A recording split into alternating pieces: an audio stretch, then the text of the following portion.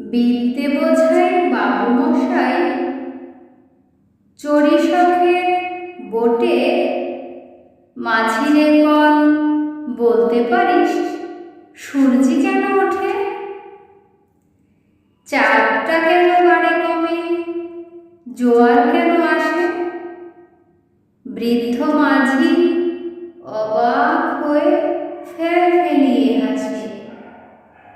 বাবু বলেন, সারা জনম মরলি রে তুই খাঁটি, জ্ঞান বিনা জীবনটা তোর চারি আনাই মাটি। আবার ভেবে কহেন বাবু, বলতো দেখি ভেবে, নদীর ধারা কেমনে আসে পাহাড় হতে নেবে? বলতো কেন লবণ পোড়া সাগর ভরা পানি? মাঝি সে কয়, আরে মশাই অত কি আর জানি? বাবু বলেন, এই বয়সে জানিসও তাকি, জীবনটা তোর নেহাত খেলো অষ্ট আনাই ফাঁকি। খানিক ভেবে কহেন বাবু, বলতো রে বুড়ো, কেন এমন নীল দেখা যায় আকাশের ওই চূড়ো? বলতো দেখি সূর্যি চাঁদে গ্রহণ লাগে কেন?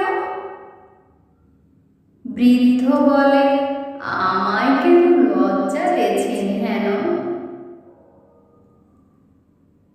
বাবু বলেন, বলবো কি আর, বলবো তোরে কি তার?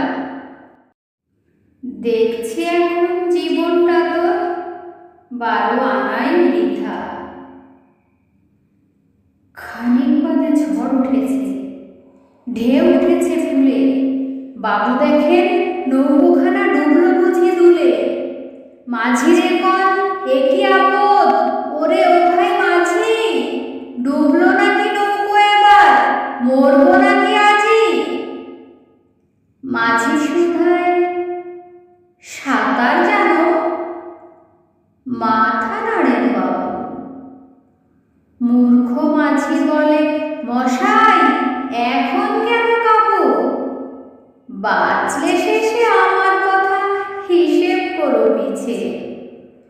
তোমার দেখছি জীবনখানা 16 আনাই